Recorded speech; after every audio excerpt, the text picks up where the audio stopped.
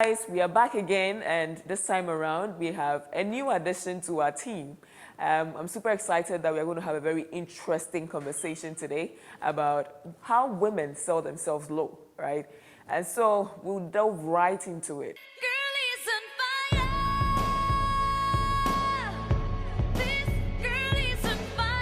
So I have with me here Melissa.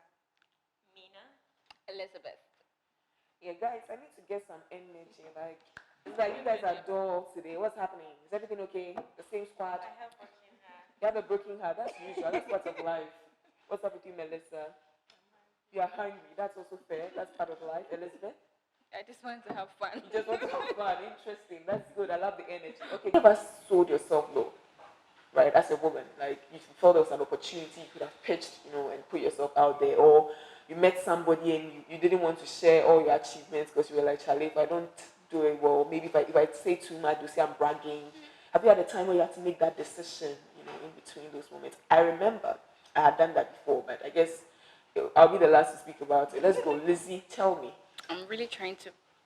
I'm just trying to pick up a particular moment. So maybe if Mina, do you remember? Yeah, I think there was somewhere last year where I was looking at exploring another opportunity, and I remember they asked whether I've led an international organization before, and I said no. Then I think after the program, I was speaking to a friend of mine. No, you are great. He was rather introducing me to, I think, his brother, and goes like, "This girl is top notch, blah blah blah. She has done A, B, C, D."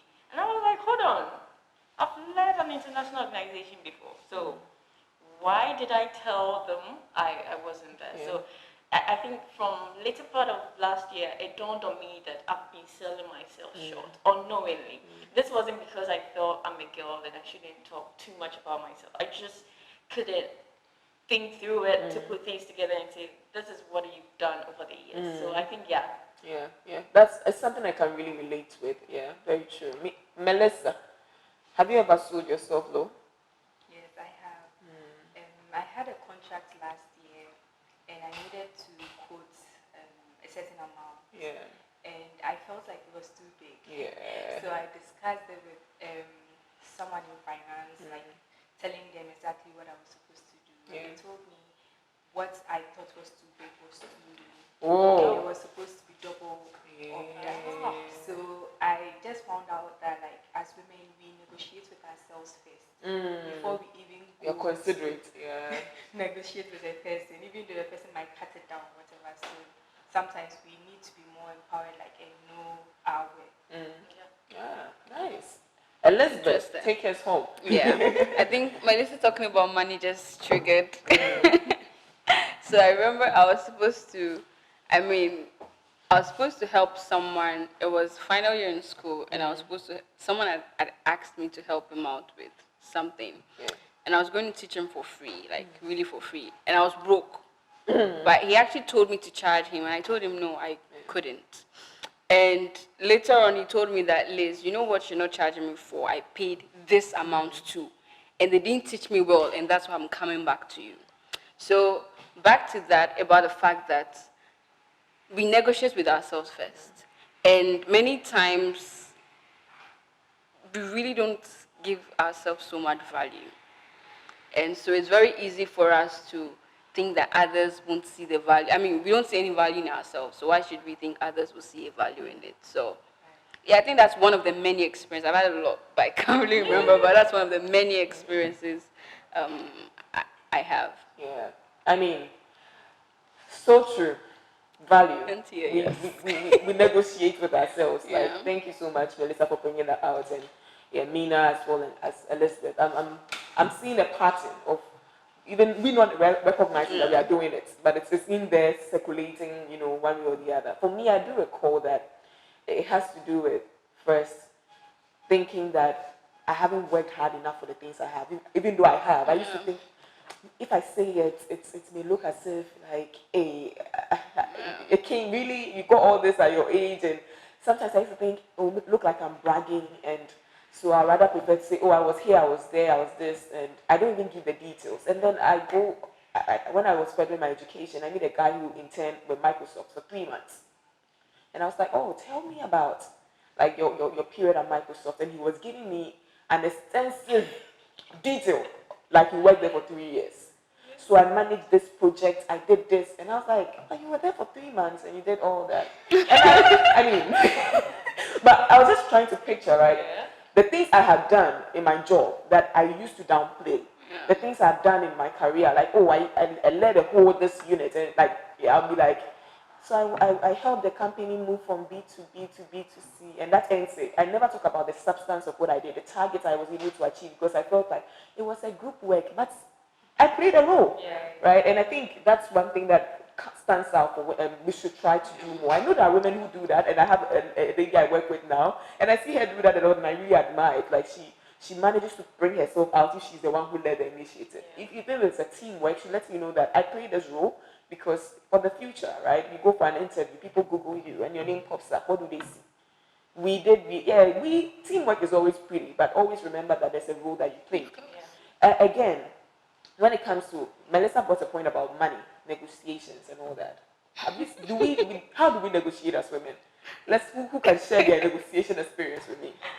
Well, I think I like money. I mean, I like about it. Minasika, go for it. Jessica, that's how my mom calls me. Anyways, that was just by the way. I think that with charging and issues of money, so the fear of being a woman is that when you express that this is how much I'm worth, people make you feel that you're a woman and you shouldn't like money that much. So somebody is. But is it a general thing? Well, from where I see it, I think it's a general thing. So they are assuming that a woman, what are you using the money for?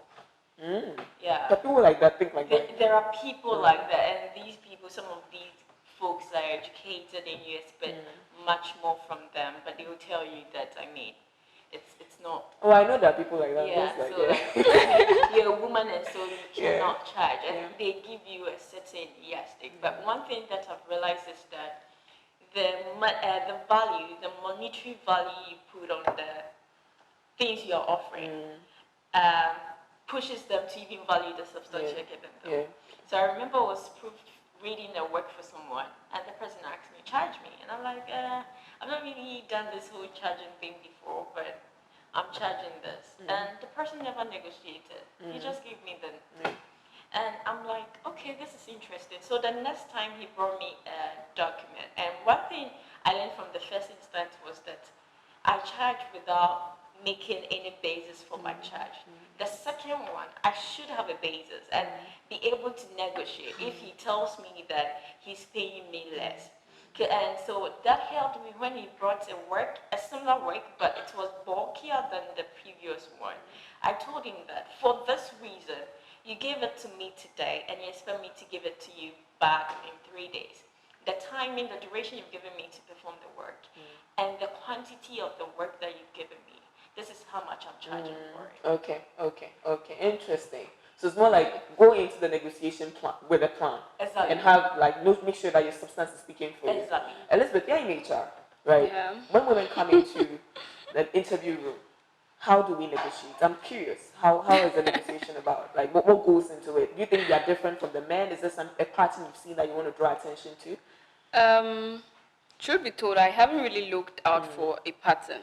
I think probably because job seeking is something that cuts across both gender. But when it comes to negotiation, I read this article not too long ago that says that about 70% of recruiters actually expect people to negotiate for a higher amount. And most times in HR, of course, if we give you an offer and you say yes, it's always a range. That's the truth. What you get is not always the highest in the range. And we expect you to ask for more. We always give room for that. But most times people don't. Most times people don't. And most times the people that do are those that have gone through life to understand that you get what you ask for. And they've probably gone through life to see that people won't give you beyond the value you place on yourself. So, I think when it comes to recruitment, it's the same attitude. The same attitude we explore in our personal businesses it's the same thing that we bring to the job. I think I would like to give an example for myself. So when I started, after my national service, I think my first job, I'm someone who is not so good with financial. Like, I really don't know how to negotiate. When I mean, growing up, I really wasn't good with that because I always felt like maybe I haven't worked hard enough. And I remembered that the amount I had asked for was way, like my employer literally told me, that's way low. Like, that's way cheap. I mean, I got out of school, I was getting offers. It wasn't like I was a girl who got out of school and you were searching for job. I wasn't that. Oh, you were privileged. God blessed you early. Oh. I mean, I had about three offers, and I chose where to stay. And I remember when I first asked, I was like, okay, this is really low. And when I got what I got, later on looking back, I realized even what I got was still low. Yeah. And so for me, it has really taught me so much. I mean, at the stage I'm in right now, there are lots of things I lost because I simply wasn't able to negotiate. Not because I didn't give the best value. And it all comes back to self-awareness. Yeah. Wow. To add to... In a minute.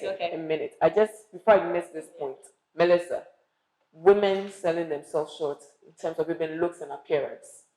Do we have such like things where someone says, "Oh, you look pretty"? Like, "Oh, really? This hair? Oh, really? I just wore any dress." Like, we don't embrace our looks. No, like when I say we, guys, I'm not generalizing women. Just bear in mind, I'm just trying to be like, because of the way anyone attacks in the comment section, I'm being very careful here. But when I say we, right, I'm trying to say, you get where I'm coming from. So tell me, have you experienced that before? And like, how do you think we can overcome that?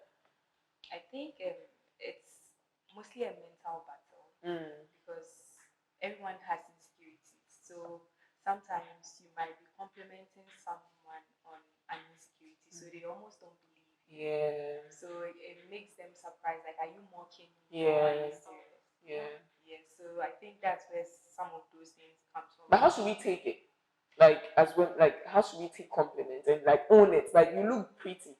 Like, I like one thing I love about Mina. I think she wakes up and she says, "God created me." I don't know how she does it, but like, it's really looks like it. Yeah, God created me.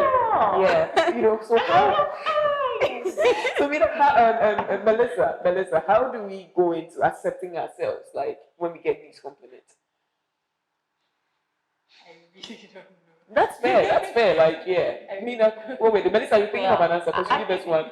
I think for me, I grew up from a home where my mom can just stare at you and go like, "Why is your neck that long?" You are talking to her and she's staring at you. You think she's really paying attention, and she asks you, "Why is your head or any part of your body like that?" And so I ended up being a bit conscious about how I look. And apparently everybody told me I look like my dad. So whenever I see my dad standing, okay, if my forehead is like my dad, then it's beautiful. Then I use the mirror a lot. I stand in the mirror and I love what I see and I profess it. And I let people tell me what I mean. This is it. And I accept it. I'm unapologetic about it. And I think it's something I learned from my mom. Irrespective of what you tell my mom thinks she's pretty. And today she feels she's prettier than I am. And nothing. I'll believe her, not because you're pretty, but I'll support your money. No, it's not. This makeup, she has never put someone. And so like I learned that from her. And so whether you think I look pretty or not, your views don't really matter here. If what I see in the mirror is something good to me, that's the end for me. Yeah, I think for me, one thing you guys said that hits me hard, and Elizabeth, I'll be coming to you. Melissa, remember you have an answer for us. It's about growing up.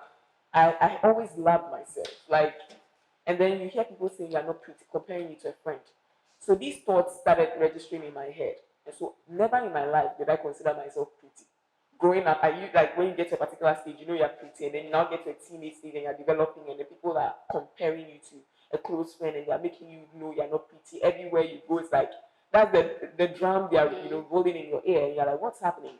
So I started attaching that. So when Melissa said people have insecurity, so when I remember we did this interview at Joy, and I was in this weave on in a dress, and I was then lady said, "I like your weave on." I was like, Oh, I just, you know, my sister, I was just trying to like, I got the wig on and I couldn't even accept the fact that the wig on looked good.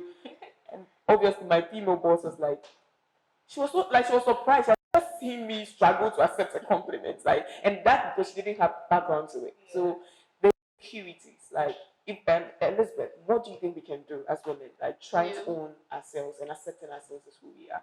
I think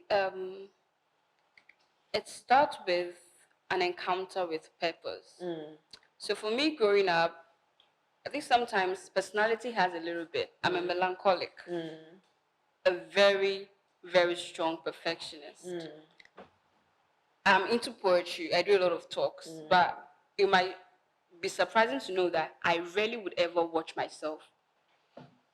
I can go for an interview and never watch the interview video. Yeah, the reason I'm very critical of myself.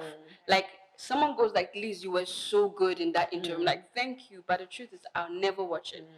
And even to this point, I'm still struggling with telling myself, girl, you're good.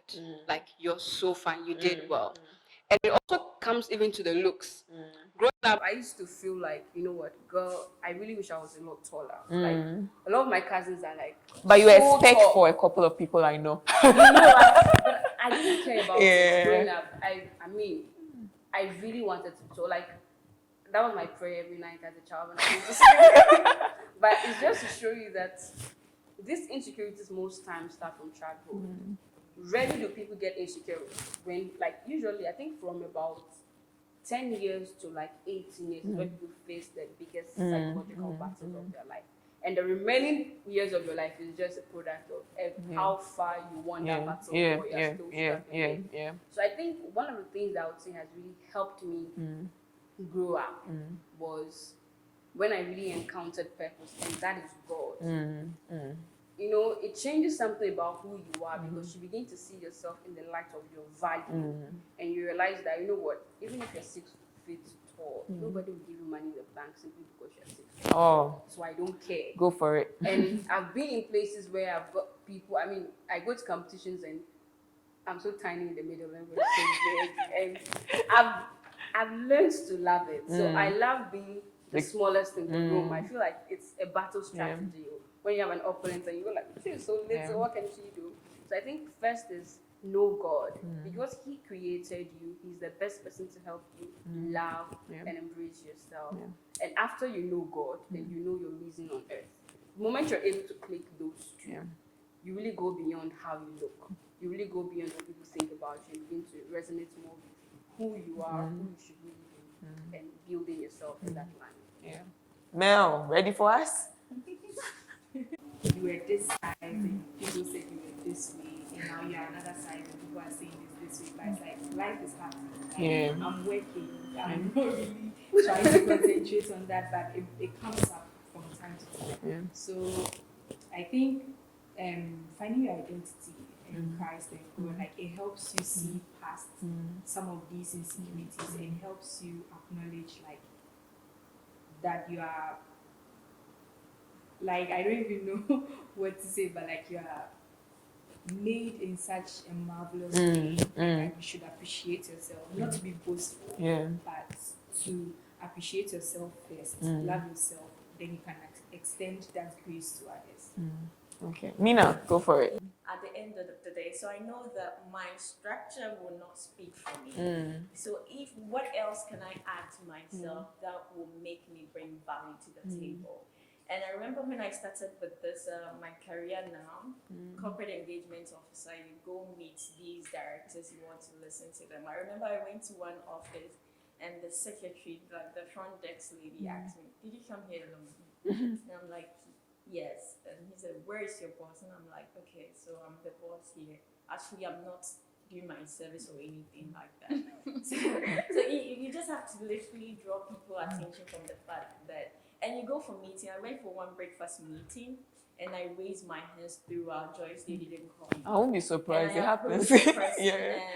One, I think he was a provost at Gimpo. So it's like, he feels you are a child. That's why he's not giving you the child. And so I always make sure that if I'm in a space, I'm offering value.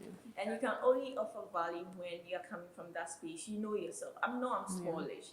I know I can, like, I'm speaking slow and all that. So what value do I bring to the table? That means I have to be able to listen very well and bring all that people are saying and just voice it out. And go like, okay, she's small, her voice is very low, but she's smart. Let's listen to her. So at the end of the day, I believe every girl should get to the point where you accept yourself, accept the things you don't have.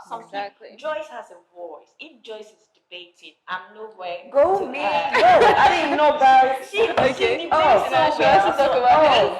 She debates so well. Really? So if I'm in the room with Joyce, I've made it in life. Debates is not my style. So what I may be is just be an ass like I'm doing right now. I am being right now. And like, you are offering something to it. So be comfortable in your space. And girls dwell so much on insecurity. That's the truth. We are not. It's okay if like we feel there's some. I know I have a very funny head shape.